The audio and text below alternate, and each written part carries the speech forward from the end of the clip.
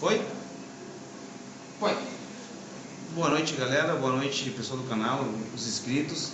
Hoje temos a ilustre presença do prefeito José Fortunati. Um imenso prazer que eu recebo ele no meu canal. E gostaria primeiramente, prefeito, que o senhor contasse um pouquinho dessa história, né? Para o pessoal que não conhece ainda, mas no meio político o senhor é muito conhecido. Bom, boa noite, Lucas. É uma grande alegria estar contigo conversando nesse teu canal tão democrático, tão aberto, tão importante. Bom, contar um pouco da minha história muito rapidamente. Eu sou natural de uma pequena cidade, que é Flores da Cunha, lá na Serra Gaúcha, pertinho de Caxias do Sul. Vim para Porto Alegre com 18 anos, quando vim cursar a universidade. E aquela história de muita gente do interior que vem para Porto Alegre. Vou para Porto Alegre para estudar e depois volto para o interior. Sim. Acabei não voltando. Em seguida passei no concurso Banco Brasil, fiz o concurso, fui trabalhar um pouco no interior, voltei para Porto Alegre novamente, depois acabei concluindo a faculdade de administração de empresas, depois pública e direito. Então fiz as 3 faculdades, continuei bancário, virei presidente de sindicatos bancários de Porto Alegre, depois presidente da Central Única dos Trabalhadores aqui no estado, depois fui deputado estadual constituinte em 1987, 2 vezes deputado federal, aí virei vice-prefeito de Porto Alegre, vereador, secretário estadual de educação, secretário de planejamento de Porto Alegre, vice-prefeito e prefeito de Porto Alegre por 2 mandatos. Então, resumindo de forma muito rápida, essa é a minha história. Sei que a história é longa, né? Teve um período que eu li isso pesquisando, na década de 80, 1980, o senhor ajudou, está na internet, o senhor ajudou o Partido dos Trabalhadores a iniciarem um partido? Sim, eu sou fundador do PT.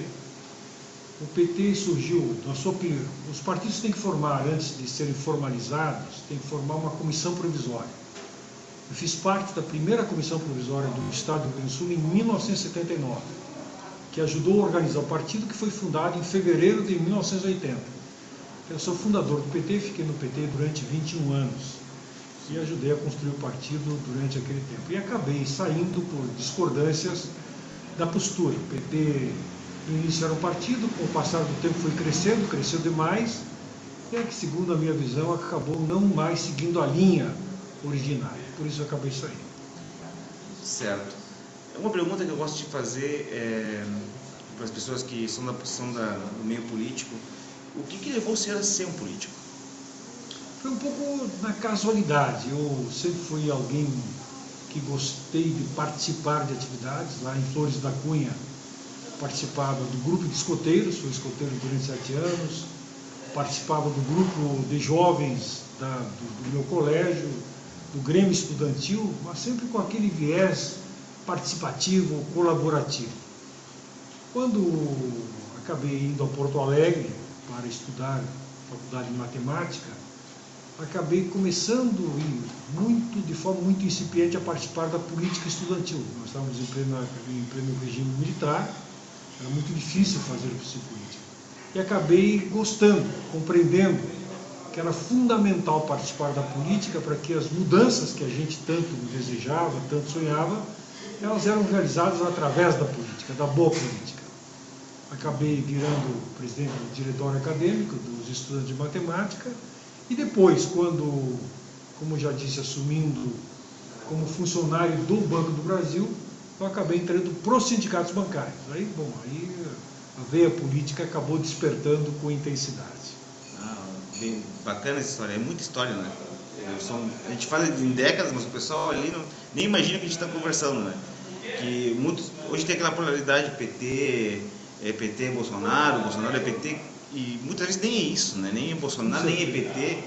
O PT construiu uma história bonita no nosso país. O Bolsonaro é um político de carreira, né? Também, mas... Casualmente, só para te dar uma ideia, eu assumi o primeiro mandato foi junto com o primeiro mandato do presidente, hoje presidente Jair Bolsonaro. Ah, é? O primeiro mandato? Exatamente. Em 1991, eu assumi como deputado federal, foi o primeiro mandato do deputado federal Jair Bolsonaro. Então, durante os 2 mandatos, éramos, obviamente, companheiros de plenário. Sim. Uma curiosidade interessante. todas as terças-feiras, nós tínhamos um time de deputados, terminando a sessão da Câmara dos Deputados, 8 horas, 9 horas da noite, nós íamos para o Clube do Congresso, lá tinha um belo campo de futebol, sim, e fazíamos todas as terças-feiras um jogo dos deputados contra os jornalistas que cobriam a Câmara dos Deputados. Pois bem, quem fazia parte desse time? Jair Bolsonaro, também. Ah, ele participava? Aécio Neves, o Nardes, que hoje é ministro do Tribunal de Contas da União, Reinildo Calheiro, então era um time muito plural, e eu também fazia parte desse time. Então nós jogávamos futebol todas as terças-feiras juntos. Interessante. E eu vou fazer uma pergunta assim, já que o senhor conhece o Jair Bolsonaro desde 91, né? Quando foi, exatamente. E aí começa o nosso processo democrático, em 88, a primeira Constituição Federal, né? E depois começa o processo democrático, o primeiro presidente, o Collor, né? O senhor imagina, pelo que o senhor conheceu naquela época, o Jair Bolsonaro, o senhor imaginou que um dia ele poderia chegar a presidente? Não imaginei, até porque o então deputado Jair Bolsonaro não era um deputado tão atuante. Não era uma liderança das que apareciam para o grande público, não era quem fazia os grandes debates. Nós tínhamos grandes debatedores, Mário Covas, José Genuíno, José Serra, Ulisses Guimarães, que era o presidente da Câmara naquele período. Essas eram as pessoas que se destacavam, e o Bolsonaro não. Como se diz popularmente, o Bolsonaro pertencia ao chamado baixo clero, que são os deputados que não aparecem tanto, trabalham, mas não aparecem tanto.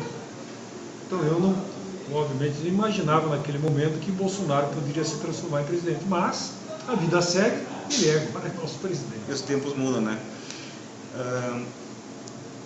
Eu queria fazer uma pergunta assim, o que aconteceu na nossa chapa aí, na última eleição? Porque o senhor estava muito bem nas pesquisas, né? Estava empatado com o Melo. Com o Marquesan. E com o Marquesan, tecnicamente. E estava crescendo. E estava subindo. Então, o que aconteceu, mais ou menos? Só para explicar para... muito simples, na verdade, quando nós fomos inscrever a chapa, a inscrição do meu vice, tinha uma dúvida sobre a filiação do meu vice, que é um médico renomado de Porto Alegre, conhecido. O André foi superintendente do Hospital Conceição. Então, naquela dúvida, nós apresentamos a inscrição do meu vice. A inscrição foi analisada pela 158ª Vara da Justiça Eleitoral, e no dia 18 de outubro, faltando 25 dias para as eleições, a chapa foi homologada. Então nós tínhamos a homologação da chapa. Se nós tínhamos dúvida, a dúvida cessou com a homologação feita pela 158ª Vara da Justiça Eleitoral. Para nossa surpresa, faltando 20 dias, entra um recurso de um candidato a vereador do PSC, um pequeno recurso, que o tribunal não julga imediatamente, que aí já começa o estranhamento, porque a Lei Geral das Eleições diz claramente: qualquer ato que questione a elegibilidade de qualquer candidato tem que ser julgado em primeira e segunda instância até 20 dias antes. Por que é emblemático a data dos 20 dias? Porque isso significa que, se houver a impugnação do candidato até 20 dias antes, ele pode ser substituído. Essa é a lei, exatamente, a Lei Geral das Eleições. Pois como o TRE não julgou, e não foi por minha responsabilidade, simplesmente foi postergando, julgou apenas 5 dias antes, o TRE acabou impugnando o meu candidato a vice, o André Cecchini, e acabou, consequentemente, impugnando a chapa. Sim. Por quê? Porque 5 dias antes não podia haver a mudança do vice. Mas qual é o problema? O problema é que o TRE erra mais uma vez. Por quê? Não foi minha responsabilidade que o julgamento se deu apenas 5 dias antes das eleições. Foi, na verdade, a demora do próprio Tribunal Eleitoral. Então eu não poderia ser punido por um ato que não era meu. Volto lá para que quem nos assiste entenda. Se o julgamento tivesse sido mais de 20 dias e o André tivesse sido impugnado, eu poderia substituir o André por qualquer outro vice. Então a pergunta que fica, de forma muito clara: se eu não fui responsável pelo atraso do julgamento, por que eu fui punido também? Também interrogação que eu fiz ao TRE e até hoje eu não recebi resposta. Até hoje não teve resposta? Não, eles não vão responder nunca mais, porque é inexplicável do ponto de vista legal. Muito Bom, bem. aí teve impugnação, só para complementar, Tá. faltando 5 dias, a chapa estava impugnada, então eu não era mais candidato. Tem que ficar muito claro isso, porque as pessoas dizem, o Fortunato desistiu. Não desisti, eu estava impugnado. Eu ia recorrer, fazer um recurso para o Tribunal Superior Eleitoral, para ver se o Tribunal Superior Eleitoral autorizava. Eu tinha certeza que iria autorizar, mas não tinha autorizado. Só que eu percebi claramente que nós estaríamos entrando no processo judicial, processo eleitoral dos últimos dias, sob júdice, que cria, na verdade, uma insegurança jurídica sobre todo o processo. Sim. Então eu acabei não recorrendo para permitir que o processo eleitoral de Porto Alegre acontecesse da melhor forma possível. Então eu não retirei a candidatura, eu só não recorri, ou seja, na verdade eu desisti do recurso, mas eu estava impugnado e por isso o meu nome não foi computado. Entendi. Até a gente teve, só como um breve parênteses, também a gente teve, mas claro, a sua chapa foi impugnada quando acabou. A eleição acabou, Exatamente. está bloqueado. Mas a gente teve um caso parecido com o professor Bonato aqui em Viamão, né? Tinha a fake news que ele estaria inelegível, lançaram isso aí, mas por processo que acontece como todo prefeito tem processo, né?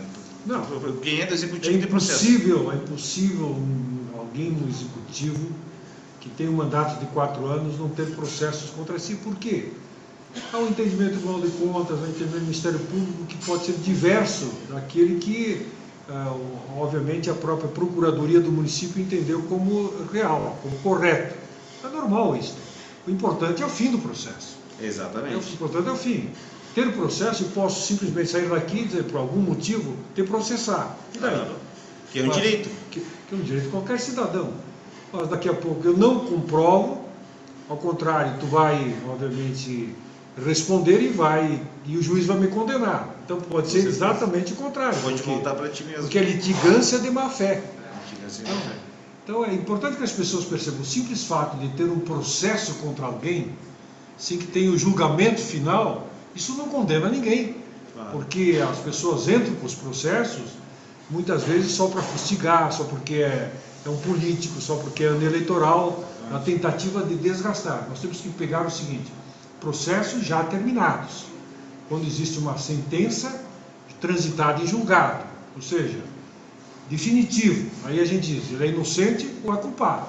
Se for culpado, bom, aí sim ele é culpado porque houve o trânsito em julgado. Enquanto isso não acontecer, a pessoa é inocente. É uma bela explicação, porque às vezes as pessoas não entendem, o prefeito está sendo denunciado pelo Ministério Público. Sim, normal. Até eu também já fui denunciado pelo Ministério Público, quando eu sou empresário também, né? Sim. E a minha empresa foi denunciada por um funcionário pelo Ministério Público. Eu fui lá e comprovei que está aqui, que ele está reclamando que estava aqui. E simplesmente não teve nem julgamento, né? Foi no Ministério Público. Foi denunciado. Então, foi denunciado. Dizer, o empresário foi denunciado. Mas... Fui denunciado e me pediram algumas provas, eu fui lá, levei e acabou ali. Não teve nem justiça. É isso aí, é importante que as pessoas compreendam isso. Não é o simples fato, Lucas, de que alguém está sendo processado, de que ele obrigatoriamente é culpado. Na verdade, nós aqui no Rio Grande do Sul temos N processos que são, na verdade, muito mais que entram para retalhar pessoas, adversários, amigos contra amigos que eram amigos e que acabaram brigando, do que realmente por um fato real. E às vezes as pessoas acham que isso não existe, né? Mas tem pessoas que sabem que vão perder o processo e pagam mesmo assim, pagam custos, pagam retaliação jurídica, pagam todo esse viés ali jurídico só para ter aquela briga de... Exatamente. O desgaste político, né? O desgaste político. Como você comentou. Bom, voltando ao Rio Grande do Sul, como o senhor vê hoje o Estado, a política em geral assim do Rio Grande do Sul? Bom, primeiro, não tem como a gente analisar a política do Rio Grande do Sul sem analisar algumas coisas. Primeiro, a pandemia da saúde. Ela é determinante para um olhar sobre o mundo, não somente sobre o Brasil. Eu estava em Portugal, casualmente, quando a pandemia da saúde começou, eu estava fazendo mestrado em ciência política em Portugal, estava lá em Lisboa, morando em Lisboa, fazendo meu mestrado. A pandemia chega, primeiro começa na China, mas depois chega em cheio na Itália, que é quase vizinha de Portugal, logo em seguida na Espanha, e aí nos atingiu. Então as minhas aulas, que eram aulas presenciais na universidade, foram suspensas, e eu voltei para o Brasil para continuar fazendo o meu mestrado online. Então, só para dar uma ideia, então nós não podemos olhar a nossa situação sem olharmos esta pandemia que é mundial, que atingiu o mundo todo. Então nós, infelizmente, estamos vivendo esse 2020-2021 muito sobre o medo da Covid-19. E esse medo acabou resultando no fechamento de empresas, no fechamento de postos de trabalho, um aumento muito preocupante do desemprego, um aumento do número de pessoas que estão passando fome hoje no país, que passam fome, literalmente passam fome, até conseguiram sobreviver melhor com o auxílio emergencial de R$600 do ano passado, mas o auxílio emergencial deste ano é muito pequeno, então as pessoas estão com dificuldade. Então esta é uma realidade nova. Então é sobre esse prisma que eu quero olhar um pouco a situação do Rio Grande do Sul. Acho que o governador Eduardo Leite tem uma forma muito zelosa, acertado muito. Tem críticas aqui e acolá. Bom, ele, em primeiro lugar, não é Deus, não é super-homem, mas ele tem se valido do quê? Tem se valido da ciência, ele tem ouvido especialistas. Ele não toma decisões, especialmente sobre a questão da pandemia, o seu bel prazer, de acordo com a sua vontade. Ele ouve, ele tem um comitê, esse comitê é muito plural, envolve cientistas, envolve médicos, envolve empresários, envolve trabalhadores, e esse comitê opina. E a partir desta opinião, do governador Eduardo Leite tem tomado decisões, que eu acho que na sua imensa maioria são decisões acertadas. Posso ter discordância aqui ou acolá, tudo bem, mas a linha central tem, sem dúvida nenhuma, a minha assinatura também. Ou seja, eu acho que o governo mais acertou do que errou nesta condução da pandemia. Segundo, o governador Eduardo Leite tem sido muito zeloso com a questão das finanças públicas do Estado, fazendo com que, e eu conheço bem as finanças públicas, fui deputado, como já disse, estadual constituinte em 1986, 7, na verdade, me elegi em 86 e 87, e o Estado já passava por uma situação financeira difícil.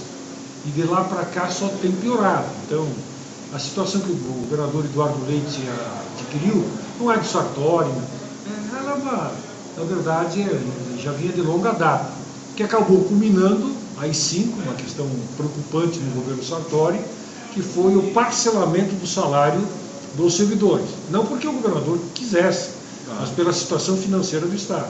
E hoje, infelizmente, graças a uma série de medidas tomadas pelo governador Eduardo Leite, os salários estão sendo pagos em dia. Então, são coisas importantes que a gente deve refletir e que eu acho que, nesse aspecto, o governador tem acertado. Certo. Eu vou lhe fazer uma pergunta agora no nível de política nacional. Assim como o senhor disse que o governador teve acertos, teve desacertos, isso não acontece, né? Nunca ninguém está feliz, né? Não. Até porque nós somos humanos, né? Somos humanos e erramos também. A gente acerta e erra, mas também mesmo acertando, nem sempre a gente consegue contentar as pessoas, o que é normal da natureza humana. Sim. E como o senhor viveu ditadura, viveu o processo de democratização do país, década de 90, agora os anos 2000, hoje, como é que o senhor vê a conjuntura do país que está envolvido em várias discussões como ditadura militar, extrema-direita, a esquerda também polarizada? Como é que o senhor vê essa confusão que tem hoje, Lucas, a nível nacional? Vejo com muita preocupação, porque além da pandemia da saúde, que por si só traz um reflexo muito grande nas nossas vidas, todo cuidado, pessoas morrendo, mais de 500 mil brasileiros que acabaram morrendo nesse último período. Quem conseguiu sobreviver, que foi contagiado, muitas vezes fica com sequelas bastante fortes, nós sabemos disso. crise econômica extremamente forte, mesmo que o Brasil esteja recuperando um pouco do crescimento econômico, mas muito aquém das nossas necessidades. Por isso só nós já teríamos duas questões fundamentais para nos preocuparmos. Não bastasse isso, nós estamos vivendo uma grande crise institucional, que não é só política, é institucional, que é uma briga de poderes, especialmente entre o poder executivo e o poder judiciário. Isso me preocupa. Por que me preocupa? Porque, naturalmente, divergências entre executivo, legislativo e judiciário são normais. Isso é da vida, o entendimento sobre como as coisas acontecem. Só que nós estamos chegando a um nível tal que é um confronto aberto entre o presidente Jair Bolsonaro, representando o executivo, com o poder judiciário, que é o Supremo Tribunal Federal, especialmente com dois ministros, Alexandre de Moraes e o Barroso.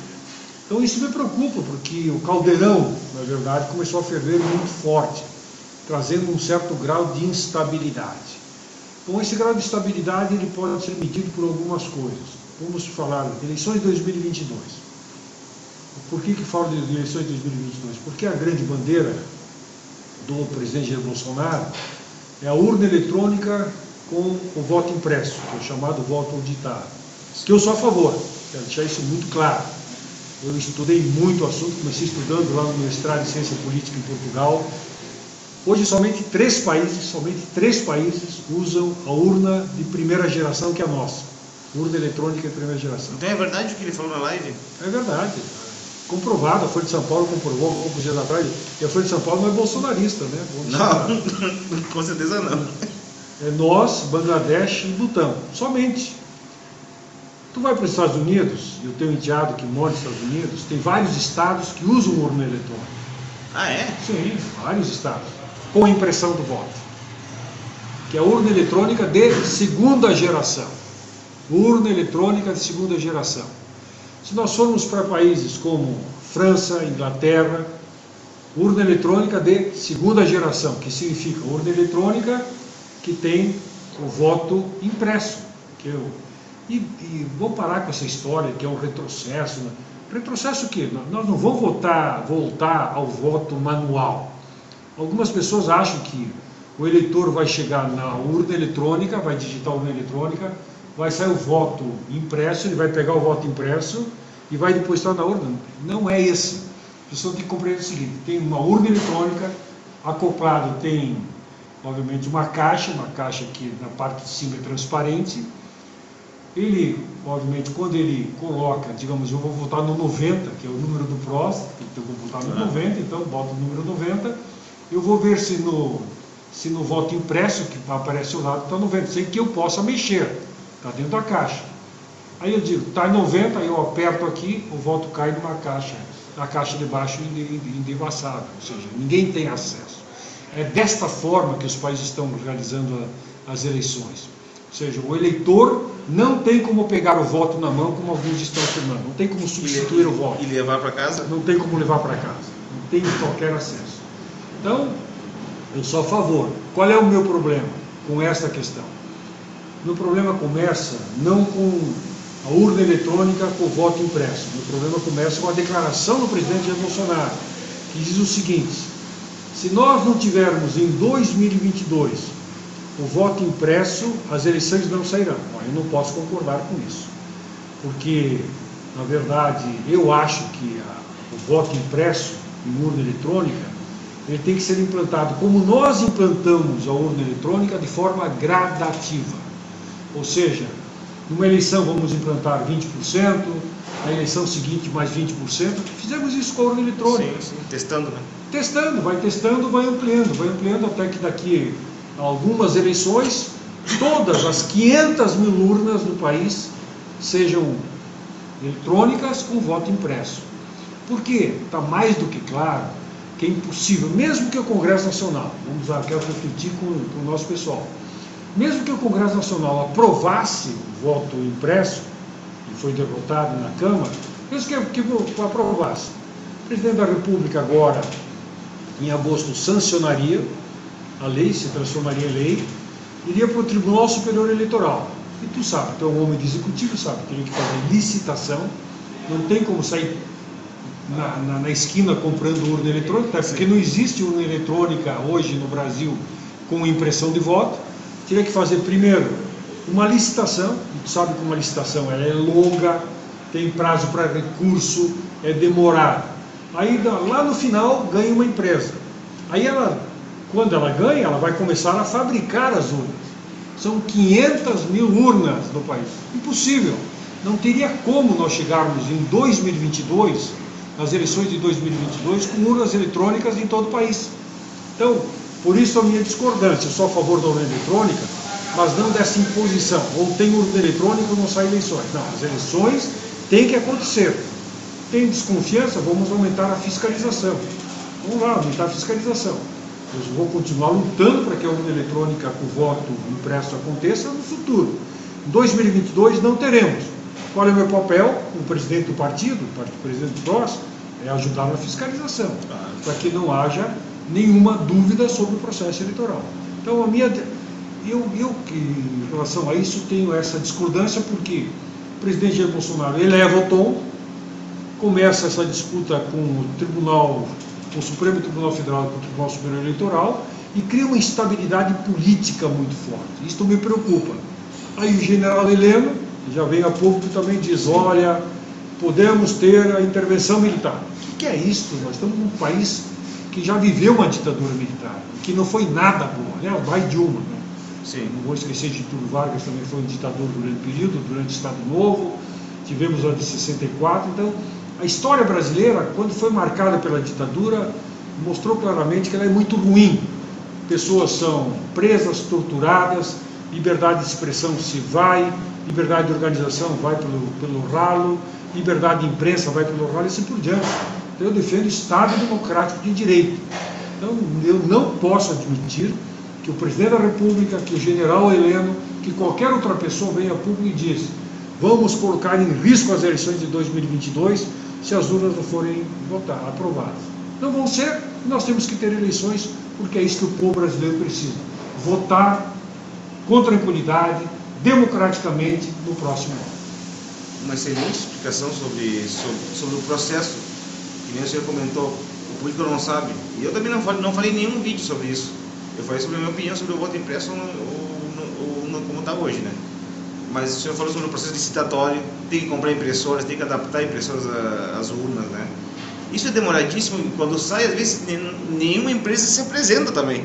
Nós temos esse problema. Sim, é a chamada licitação deserta, ou seja, nenhuma empresa se apresenta. Exatamente. Não dá, para que obviamente quem nos assiste tem que compreender, não dá para apanhar as atuais urnas eletrônicas e acoplar uma impressora. Não tem como fazer isso. Tem que construir a urna eletrônica com a impressora acoplada. Então é um novo modelo.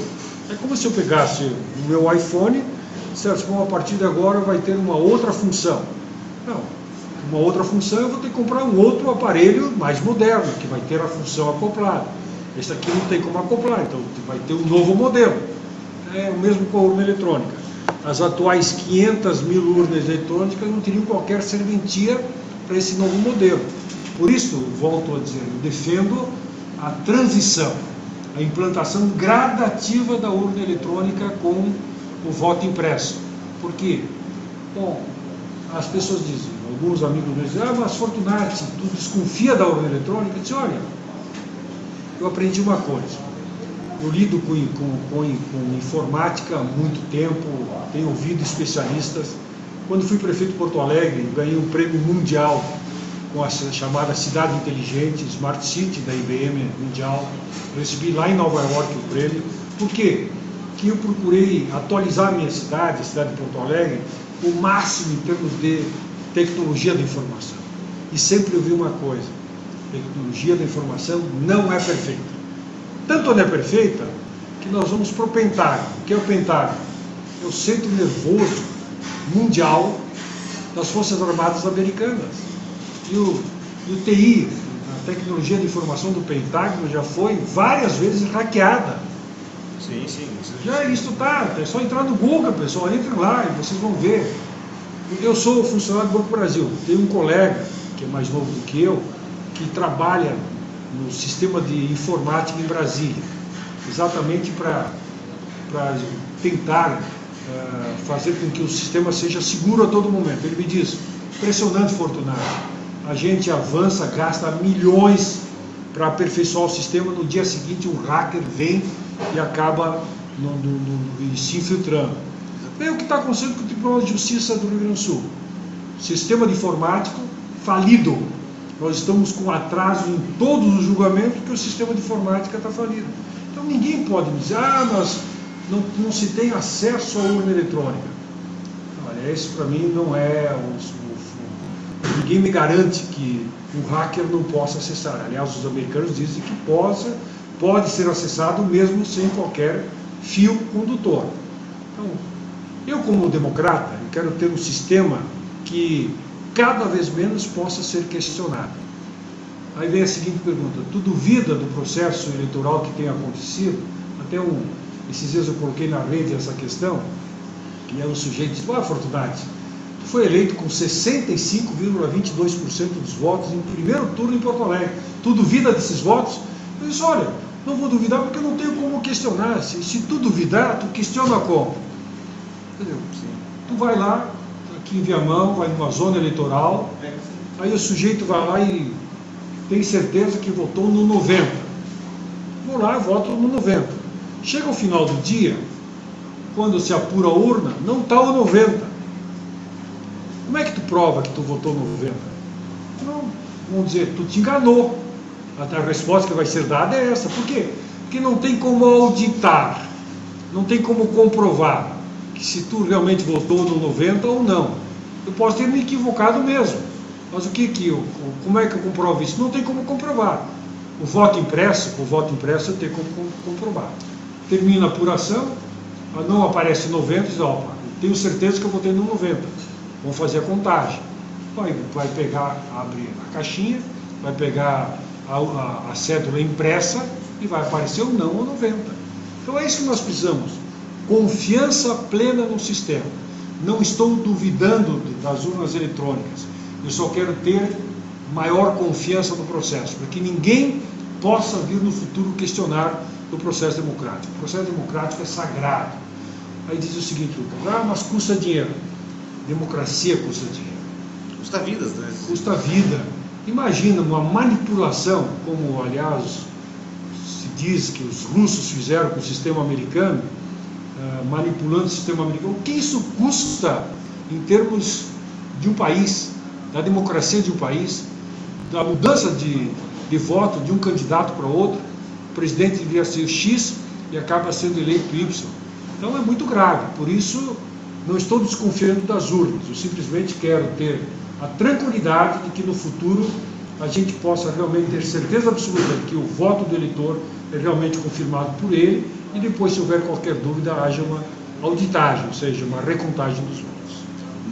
Muito boa a explicação. Até eu aprendi com o senhor ali, até vou fazer alguns ajustes ali nos meus vídeos ali, porque esse é o intuito do canal, né? Exatamente. Tem que ser democrático e ir aprendendo, trazendo as pessoas para... Nós estamos aqui falando abertamente, trocando ideias, porque é isto. Muitas vezes a gente acaba falando, eu mesmo, na minha vida, a gente tem um tema, tem um conhecimento parcial e toma uma posição sobre isso aí. Claro. À medida em que a gente vai tendo outras informações, não é nenhum problema a gente mudar de posição ou ajustar a posição. Por quê? A gente mostra a grandeza, mostra humildade em primeiro lugar e depois mostra a grandeza. Não, é verdade, eu dizia isso, já mudei de posição, porque eu achava que as informações que eu recebia eram estas. Agora eu percebo que não são somente essas, tem essas e mais essas. E exatamente olhando o total, a minha posição estava equivocada, ou não era completamente certa. Sim. Ponto. Então, isso é grandeza para mim. E humildade e grandeza. Né? E o debate sempre construtivo. Exatamente. Muito bom. É por isso que eu combato hoje, Lucas, me desculpa, mas só para complementar, é por isso que eu combato muito essa polarização existente no Brasil, que está emburrecendo a política e emburrecendo os brasileiros. Na verdade, o que eu percebo, especialmente entre quem defende Lula e quem defende Bolsonaro, eles não defendem com argumentos, com dados. Na verdade, se tu colocar alguma coisa defendendo uma boa ideia que vem do governo federal, o governo federal tem boas ideias. Sim. Se tu tu defender, tu imediatamente é taxado de negacionista. Se tu defender alguma boa ideia que foi tomada durante o governo Lula, e várias coisas boas foram feitas durante o governo Lula, aí tu está defendendo o presidiário. Sabe? Nós estamos emburrecendo, pessoal. Nós temos que o quê? Pegar os projetos, pegar o que existe e fazer um debate sobre ele. Quais são os argumentos, quais são os dados, ele é positivo, ele é negativo, ou seja, coisas concretas. E não simplesmente ficar nesse debate infantil, muito mais de ofensas pessoais do que de construção de uma proposta. Eu chamo de debate panfletário. É isso aí. Eu chamo isso. Eu acho, Lucas, que tu tem toda a razão. Debate panfletário, que não leva a lugar nenhum. Não leva a lugar nenhum. Prefeito, eu sei que eu gostaria de conversar N assuntos, tá? Eu sei que o senhor sabe sobre liberalismo, sobre libertário. Eu queria falar sobre a Argentina, que eu nasci no Brasil, mas também me criei lá, estudei lá. Gostaria de conversar sobre tudo isso com o senhor, mas a gente não vai ter tempo. Para finalizar, eu gostaria de saber o que o senhor vai fazer agora no futuro. Bom, eu já comecei futuro a gente constrói a cada dia, né, na verdade, Lucas. Então, eu no início deste ano acabei tomando duas decisões. A primeira delas é que eu seria, em 2022, candidato a deputado federal. Já fui deputado federal 2 vezes, então acho que 45 anos de vida pública, toda essa história que eu acabei de forma muito resumida apresentando, me dá condições de sonhar em voltar ao Congresso Nacional como deputado federal para colaborar com o meu estado e com o meu país. E segundo, estou construindo um partido, que é o PROS, Partido Republicano da Ordem Social. É um partido novo, ele existiu no estado, mas estava completamente desmanchado, e que nós estamos preparando para 2022. Então, estamos construindo uma nominata de candidatos a deputado estadual, uma nominata de candidatos a deputado federal. Ponto. É isso que nós queremos em 2021. Em 2022, nós vamos discutir quem nós vamos apoiar para o governo do estado, quem nós vamos apoiar como senador, e a discussão nacional sobre a presidência. Ótimo. E para finalizarmos, o partido existe desde que ano? O partido existe desde, nós estamos em lembrar agora, 2022, o partido existe desde 2012. 2012. E o senhor vai ser candidato com o número 90, é isso? 90 é o número do partido. Do partido? Do partido. A pessoa começa com 90. É 90 alguma coisa. 90 alguma coisa. E antes que perguntem, eles vão perguntar, né? Qual é a posição do partido? É de direita, é de esquerda, é de centro-direita, é libertário, é liberal? Eu acabei escolhendo o PROS exatamente porque o PROS não tem a preocupação de ser taxado de esquerda ou ser taxado de direita. O PROS tem não é um partido em cima do muro também. Porque as pessoas dizem, não é nem de esquerda nem de direita, é em cima do muro. Para aí. Ficar em cima do muro é não ter posições sobre coisas concretas. Então eu faço o desafio. O desafio aqui para discutir educação pública, saúde pública, para discutir auxílio emergencial, qualquer assunto, e nós vamos ter posições. Então nós não vamos ficar em cima do muro. O importante do PROS é um partido de centro, que tem lá em Brasília parlamentares de centro-direita, tem parlamentares de centro-esquerda, mas que fazem o debate, que não estão dizendo, olha, aquela posição é do presidente da República que vem, nós somos contra. Não, também não somos a favor, nós vamos analisar concretamente o projeto, vamos debater o projeto. Se ele merece o nosso apoio, nós vamos apoiar. Se achamos que ele é prejudicial à população, nós vamos repudiar, ou seja, vamos rejeitar. É assim que o PROS funciona. O PROS é um partido de centro, mas não em cima do muro. É diferente. Na verdade, eu vejo que os extremos tentam dizer que o centro sempre é em cima do muro. Não. O centro, nós como fazemos parte, nós não queremos nem a extrema esquerda, nem a extrema direita. Nós queremos discutir com argumentos, nós queremos ter posições muito claras, nós queremos ter, na verdade, posições sobre coisas concretas que afetem a vida das pessoas. Aí pode nos provocar, que nós teremos posições sempre. Maravilhoso. O que eu mais gostei dessa entrevista, prefeito, além do conhecimento e a bagagem que o senhor tem, que é indiscutivelmente rica, né? Para mim, que sou de outra geração, aprendi muito com o senhor, mas o que mais me chamou a atenção, coisa que poucos políticos têm. Eu sou político, ele é político, temos alguns políticos por aqui, é o olhar nos olhos. São poucos os políticos que te olham nos olhos. E o prefeito, estou conhecendo ele pela primeira vez, me olhou o tempo todo nos olhos. Então, olhe nos olhos dele. Olho no olho. Olho no olho. Muito obrigado, Eu prefeito. que agradeço, Lucas. Grande alegria, enorme satisfação. Parabéns pelo teu canal.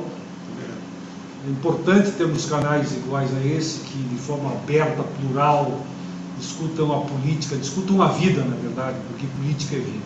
Parabéns, que Deus abençoe a todos. Muito obrigado, até a próxima.